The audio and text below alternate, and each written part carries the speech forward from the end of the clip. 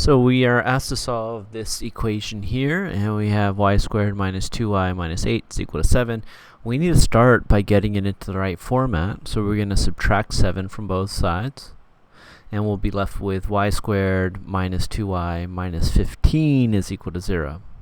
Okay. So we identify our a is 1, our b is negative 2, and our c is negative 15. So we're going to draw our x, and our a times c, negative 15, gets placed up here. Our b, negative 2, gets placed down here. And now we need to figure out what two factors multiply to negative 15 and add up to 2.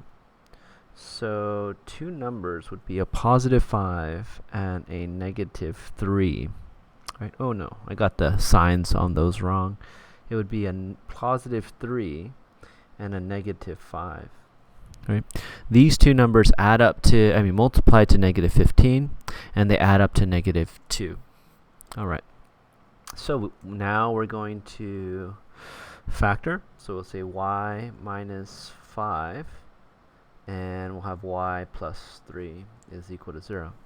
And of course, now we know if a times b is equal to 0, either a is equal to 0 or b is equal to 0. And so we'll set y minus 5 is equal to 0. Or y plus 3 is equal to 0. And to solve the first one, we'll add 5 to both sides, we'll get y is equal to 5. Solve the second one, we'll subtract 3 from both sides, and we'll say y is equal to negative 3. So our y is equal to 5 or negative 3. Y is equal to 5 or negative 3.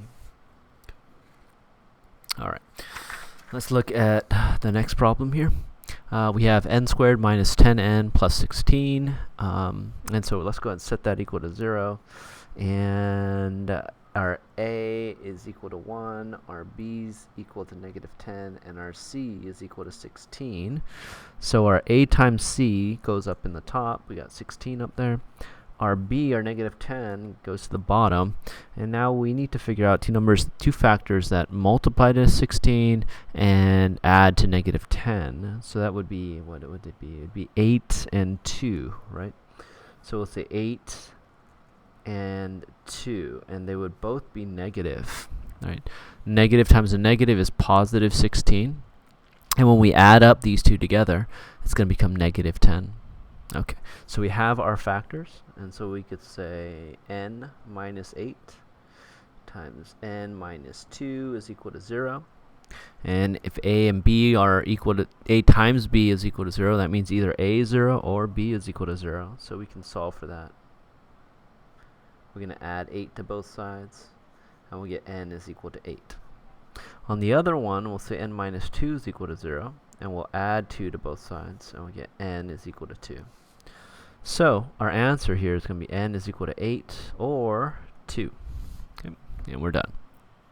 We'll do the same thing with this last one here.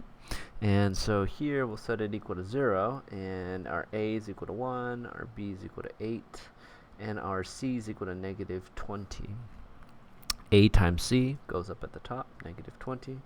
Our b, our 8, goes at the bottom.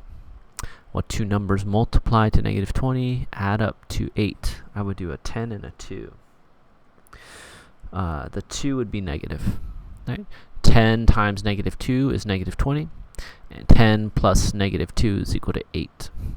So we found our factors, and we could say y plus 10 times y minus 2 is equal to 0.